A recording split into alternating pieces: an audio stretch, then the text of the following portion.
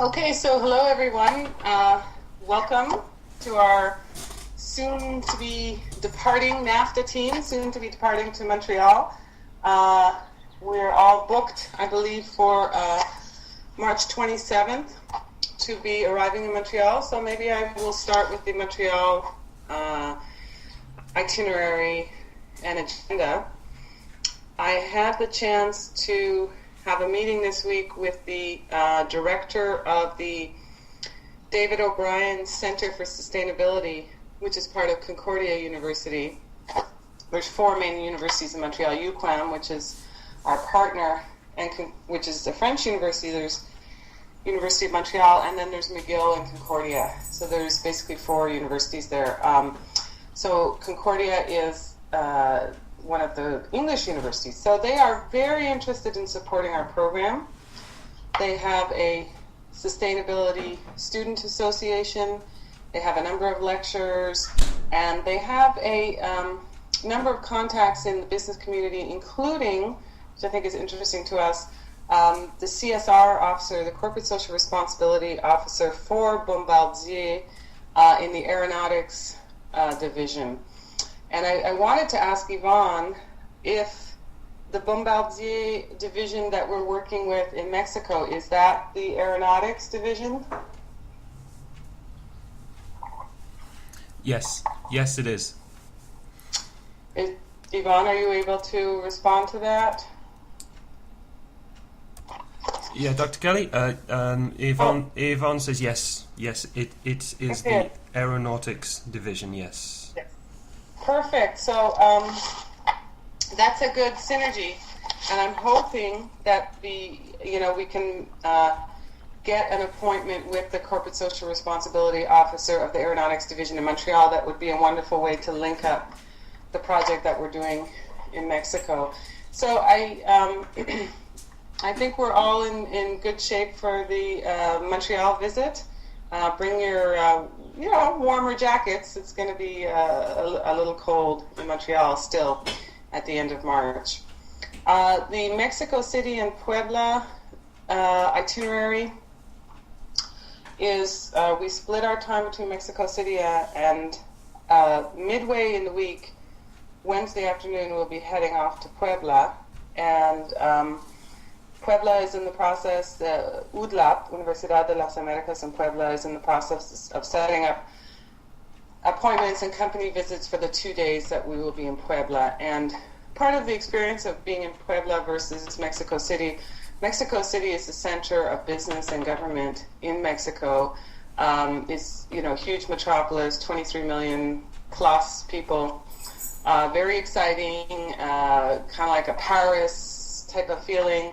And Puebla is a city that, not unlike Querétaro, is a little more calm, not such a big city, and Puebla is actually a colonial city, so it's very picturesque. So I think it's nice for students to get, both of those experiences of Mexico, the center of the government and business, and then a more colonial, sort of middle-class city, in which I think a lot of people aren't really aware that Mexico does have these business-oriented, middle-class type of cities like Querétaro and Puebla.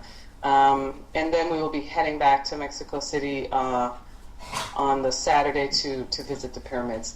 The San Diego week is shaping up very well with speakers. We're going to start off the week, I think, on a really wonderful note for the teams, because a very well-known consultant here in the not-for-profit industry, Dwayne Trombley, will be starting off the week, I think it's 10 o'clock on Monday morning in San Diego, doing a workshop on your projects. And Dwayne is a good friend of mine and a really sharp thinker.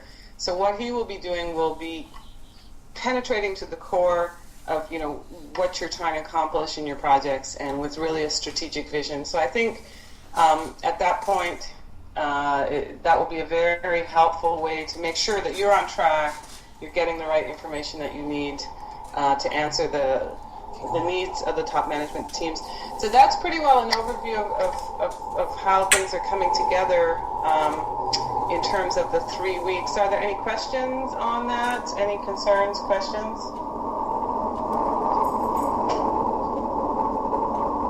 Okay, I'm taking that as a no.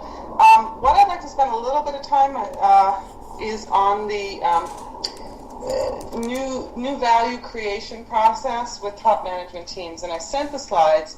I'll just give you a quick overview, and perhaps we can take it up next time when we have the more full group. So first of all, at this point in your projects, you're going to be making contact with the management team or the new business team or the top management team. So you, in effect, are a new business team, your NAFTA group. And basically, one of the things I'd like you to consider is to break up your team into functional areas. And so who has responsibility for the finance piece of your proposal? Who has responsibility for the R&D? Who's responsibility for the marketing and sales, for example, operations? So that would be a good way for you to start thinking about your team.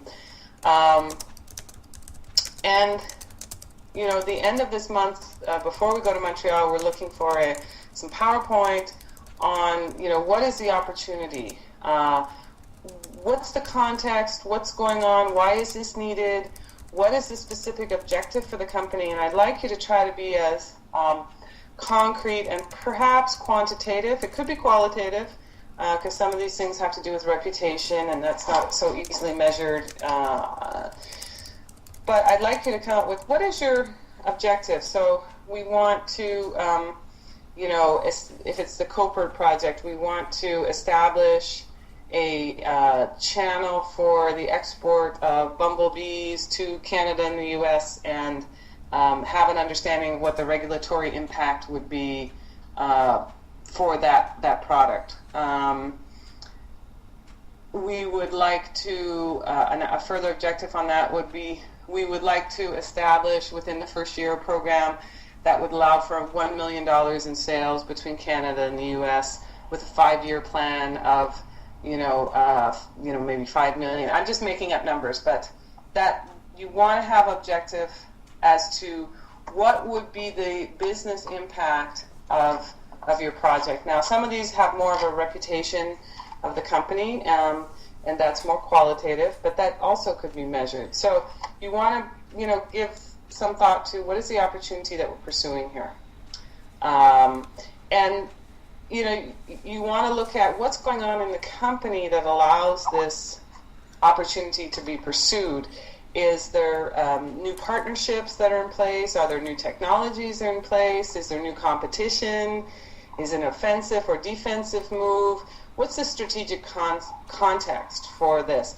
And what I'm trying to get at here is, you know, new business development is by definition threatening to a company because it's new, it's different, it's perhaps taking away from the power of previous players, for example.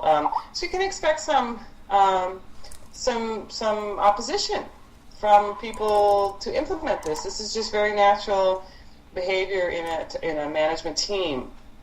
So what you need to do is, you know, make your arguments and figure out what is the strategic reason for this new business venture, cross-border venture.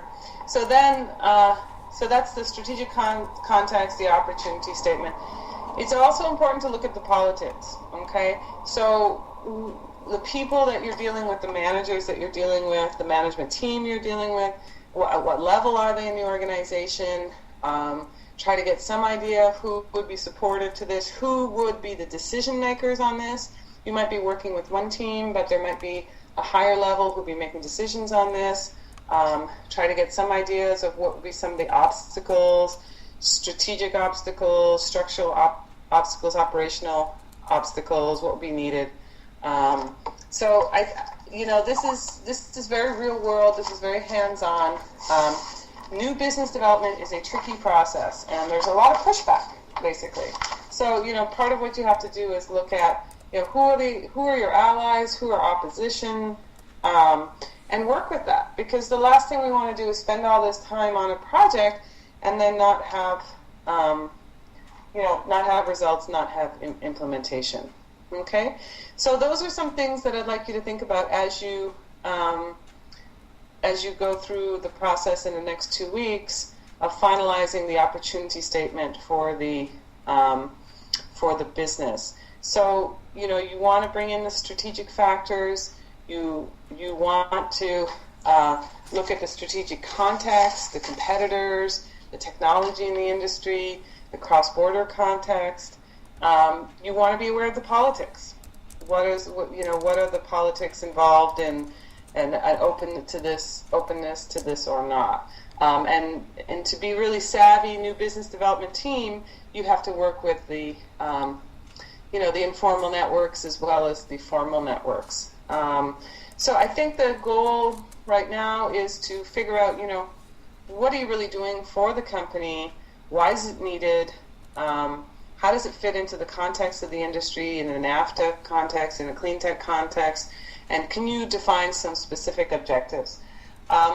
Just to finish off, I would like to say that we are extremely fortunate this year, and I want to make a major kudos to Yvonne for getting us some fantastic projects in Mexico, 2 fantastic projects, and also some major kudos to Stephen Murray from the director at the Mexico City campus of Alliant, who brought in the Walmart project. This is very high-profile work for us. We're very fortunate, and I think that the goal here is we've got kind of 2 new business development processes going on. One is the new business development process with your company that you're consulting for, and the second is the new business development process with the NAFTA program.